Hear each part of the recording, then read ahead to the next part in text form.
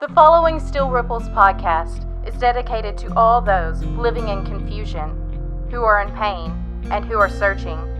He who has ears, let him hear. This week on Still Ripples, Job realizes he has nothing to say, and God continues questioning.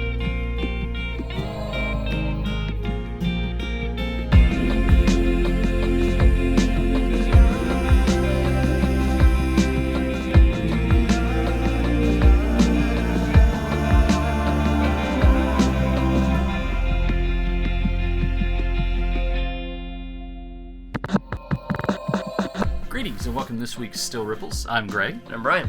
Well, guys, we are reaching closer and closer every week to the end of Job. Today we're going to be reading out of Job chapter 40. God's been speaking to Job. He came in a whirlwind, but we'll let Brian kind of give us a rundown of where we're at and different translations. We saw last week God brought up various animals like the ostriches, the birds of prey, and stuff like that. I believe the tiger as well, if I recall correctly. There's just all these different types of animals, and so you're seeing this order in creation. You're seeing all these different creatures that God has created, and how man can things that they do, kind of like what the ostrich does sometimes. Mm-hmm. Man would see it, they see it as a certain way, they perceive it, and yet there's something that God has for it.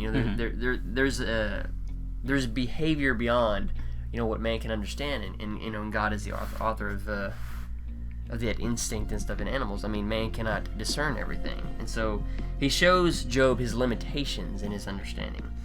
But in this week, what we're going to see through the various translations, well, let me go ahead and read the titles. The New American Standard Bible is what we're reading out of this week. In verses 1 through 6, we see Job, what can I say? Verses 6 through 14, God questions Job. In verses 15 through 24, God's power shown in creatures. The English Standard Version breaks it up into two parts. Up until verse 3, we see just a carryover from the last chapter. But verses 3 through 5, Job promises silence. And then verses 6 through chapter 21, actually, the Lord challenges Job. The New King James Version, we see kind of a similar pattern. Verses 3 through 5, Job's response to God. Verses 6 through to chapter 41, God's challenge to Job.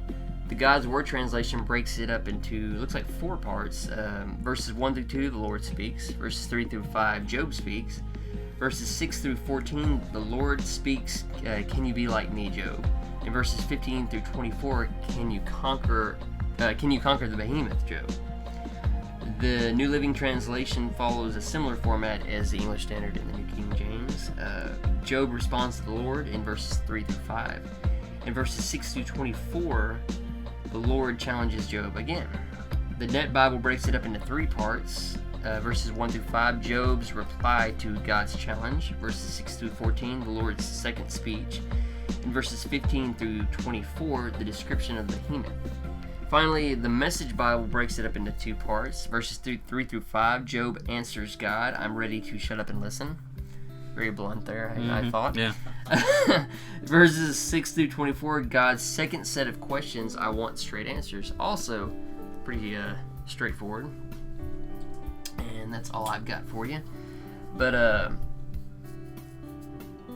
anyways. So, all right, jumping right into chapter 40. Then the Lord said to Job, will the fault finder contend with the Almighty? Let him who reproves God answer it. Then Job answered the Lord and said, behold, I am insignificant. What can I reply to you? I lay my hand on my mouth. Once I have spoken, and I will not answer. Even twice, and I will add nothing more. Then the Lord answered Job out of the storm and said, now gird up your loins like a man. I will ask you, and you instruct me. Will you really annul my judgment? Will you condemn me, that you may be justified? Or do you have an arm like God? And can you thunder with a voice like his? Adorn yourself with eminence and dignity, and clothe yourself with honor and majesty. Pour out the overflowing of your anger, and look on everyone who is proud and make him low. Look on everyone who is proud and humble him, and tread down the wicked where they stand. Hide them in the dust together, bind them in the hidden place. Then I will also confess to you that your own right hand can save you. Starting out in this particular chapter, Job finally, after 2 chapters, has something to say, and it's very kind of Job realizes the things that he said, and now who he was really kind of saying it to. Yeah. It's much like sometimes when you speak out of turn. I know from my childhood, a lot of times when I would just start spouting things off, and then the figure of authority came in, I would realize that I probably shouldn't have said half the stuff I just said, and I wasn't really thinking everything through. But, the way that God presented things, it was really humbling to Job. And, again, God asked a lot of questions of Job. And, in verse 2, will the fault finder contend with the Almighty? Let him who reproves God answer it. He's still, presenting these same kind of rhetorical questions to Job, in the sense of, Job, if you are so righteous, if you're so almighty, if you are as I am, then, by all means, tell me. Let's talk. Well, certainly. First of all, you can note that the reason why Job hasn't responded yet is God's making many statements. He's asking questions, but they're not necessarily directed. But in this instance, it is directed right at Job. I mean, he said in the past, gird your yourself up, gird your loins up like a man. But here you can see that the way he asks a question, why it would elicit a response, will the fault finder contend with the Almighty? It's almost like he's saying, and then he turns to him and he's waiting for him to respond. And so you kind of see that. Mm-hmm. And one thing that certainly has to be noted, God has given him this chance to present his case. He gave Job, God presents his case. He's given Job the opportunity to present his. But Job, as you said, as he notes here, he has no case to present, and he says that he's laying his hand over his mouth. In other words, he's silencing himself. He says, I have no argument to make. And what I like here is one thing that's taught to me is whenever you make a statement, you need to kind of work that out in your head a little bit before you make it, because there's always an inevitable outcome of the reasoning that you're using. And we can't always do that, but like Greg says, sometimes we open our mouths, stuff comes out, and then we don't think. And that's why they always say, learn to think before you speak. And it isn't just, let me think about what I'm going to say. It's not just that. It's also thinking, where is this reasoning going to lead me if someone goes down this line and they inevitably work it all the way out? And God really hits him point blank with that, because just some of the stuff that he says, will you condemn me that you may be justified? I don't even know if Job was really thinking in terms like that, condemning God, but his reasoning would go that route, because one thing that has to be noted in verses 9 through 14, this whole portion, or do you have an arm like God? Like God. There's this comparison going on, and what you can draw out of it is to contend with God suggests an assumed equality with God in a sense. I mean, you're basically asking to be on par. I mean, what do we say in reference to law and stuff? All are equal before the law. A man or woman goes into court, they're given representation, equal representation, and all that. They're on par with their accusers or whatever, or vice versa. That's what court gives you the idea of. And so when you're contending with God and you're asking to be in court with him, you may not realize it, but you're wanting to be on par with his level and bringing your argument to him. And so that's what he's kind of pointing out here. He's saying that, do you have an arm like mine? I mean, he talks about, he says all the, he gives them this more idea of the things that he can do, as God, what he can do. And he says, can you do this? Does your voice boom like this? and he gives them all that, and basically, talks about, trading down the wicked and everything. Well, if you're like this, then, can you basically, if you're a judge, then can you judge the wicked? I mean, do you have that authority? So he's questioning Job's authority, and that's part of the reaction, I guess, of Job in the beginning. But he's reacting to all that has been said in reference to, I guess you could say, the power of God. In the last chapter, in creation and stuff, we're seeing the power of God. But in this, we're starting to see the justice of God. First, do you have power like I have? Can you create? Can you do this? Now we're seeing, can you be just as I am? Yeah, I mean, looking back at the earlier parts of Job, that's one thing that Job was really presenting, is kind of that even playing field. And, as Brian pointed out, God brings in all of these great things that he's done, from creation to, leading that creation, and just all the different little things that have to go into even the smallest of details. And now, he's presenting, traits that you would see in a just creator, like Brian pointed out, that if you have these abilities, why don't you do it? You want to set this up as equals here. So let's see, can you do these things? Can you contend on this level? And again, Job sees this and kind of realizes, maybe I spoke out of turn. Yeah, and then going back, thinking, reasoning out what your idea, your concept, your question beforehand. Ideas can be a dangerous thing, and we always need to think of what the inevitable outcome would be. And this is a good point of one of the authors that I was reading in reference to this. I think it was Warren Wiersbe. He was talking about how, if you look at the language here and what God is saying when he talks about, being condemned and everything, he's pointing out that it isn't Job who's being condemned. If you work out the reasoning, it would be God being condemned, in a sense. Because Job's self-justification that he was not acting wickedly results in him saying, implying, maybe he wasn't even trying to do that, but there is that implication, well, if he isn't acting wickedly, then someone else is, right? And that would be, it would be falling back towards God, and God is saying, that would be condemning him. And so, you gotta realize what you're saying in your own defense. Whenever you're defending yourself, are you putting someone else down in the process? Just thinking about that. So,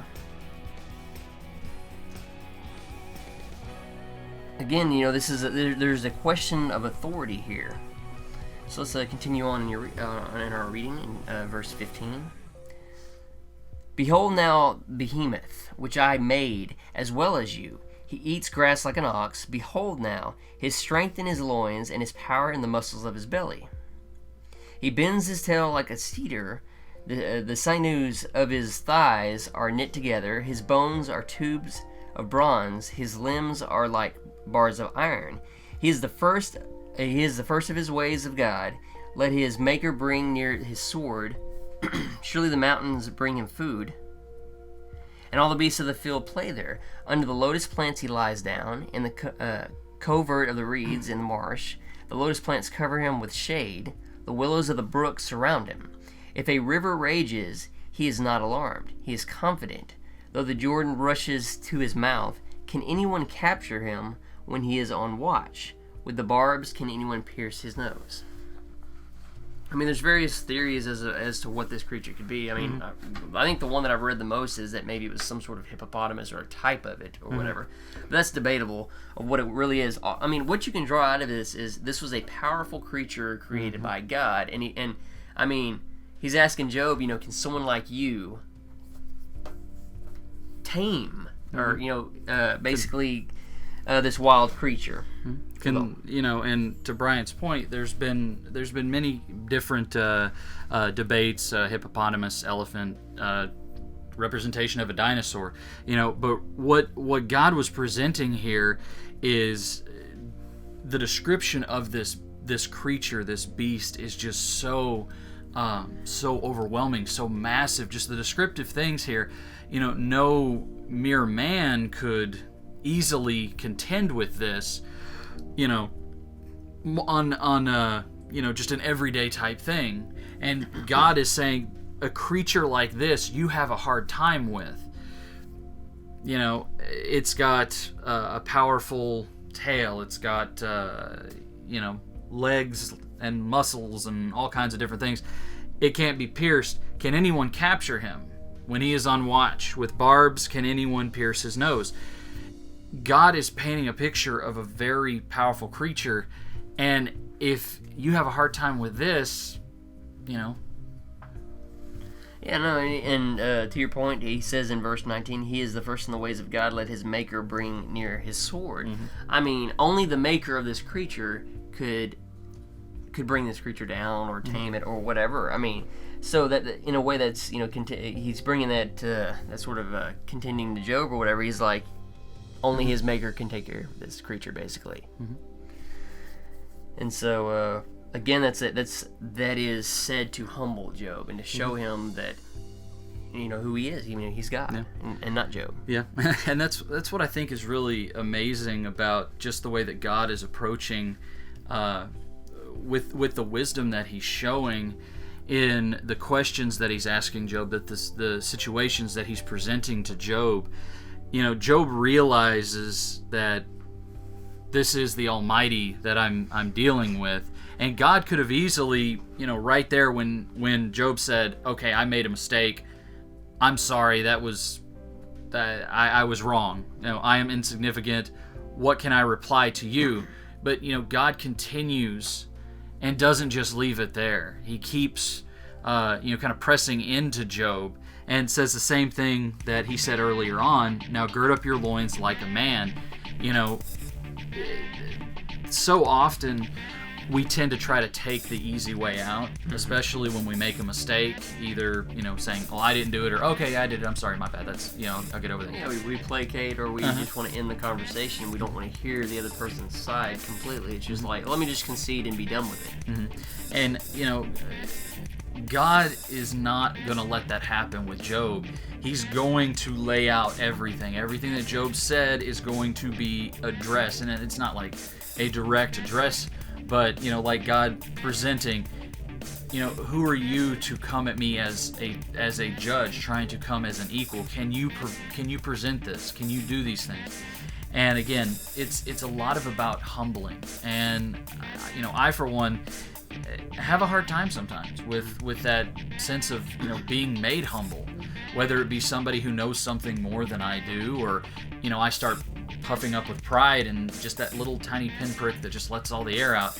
It's humility is a very it really it's is. a bitter thing sometimes, and really it takes something to, as you said, deflate you a little bit.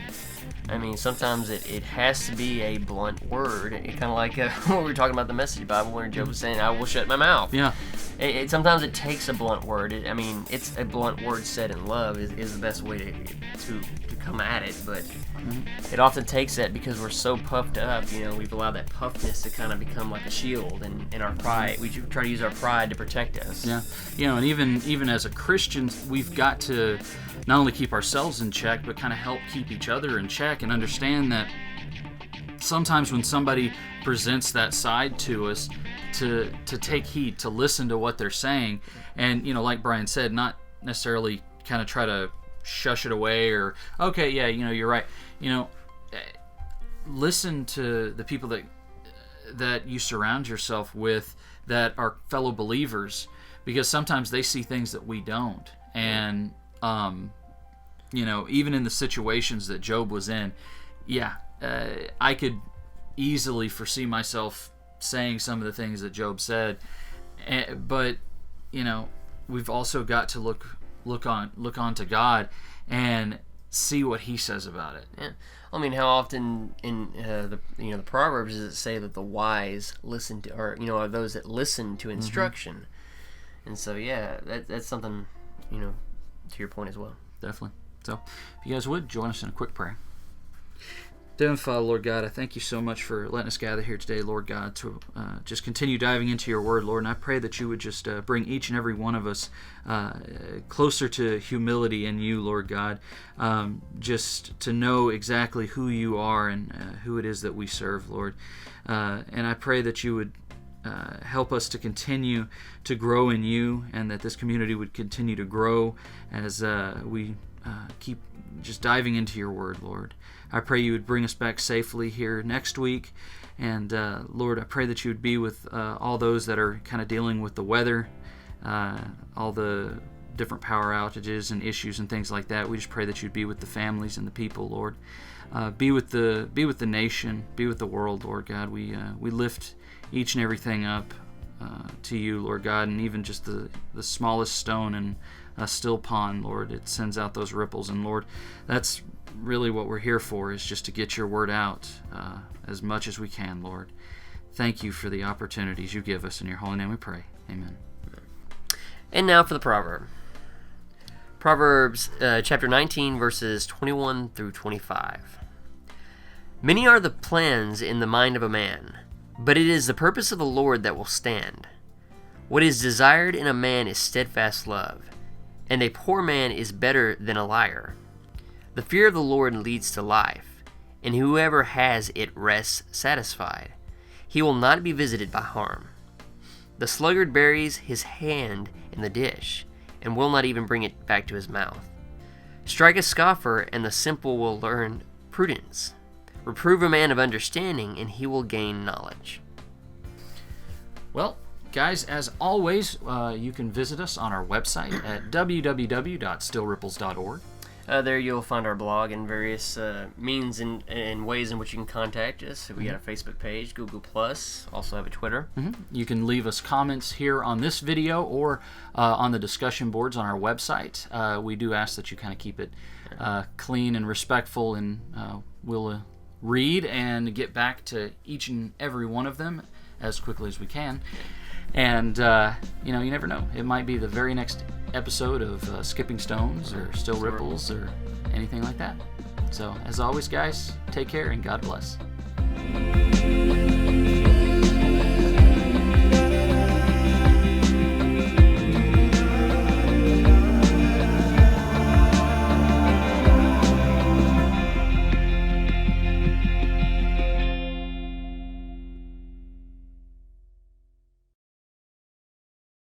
Throwing this out here, we should totally make just kind of like an offshoot of Still Ripples, Still Rippling.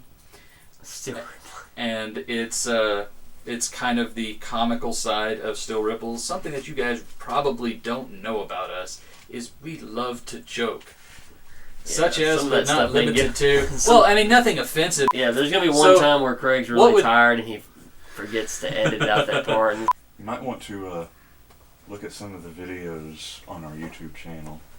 Maybe skip to like the end and let the credits play and see if there's anything afterwards. Oh gosh. What did you do? Oh my.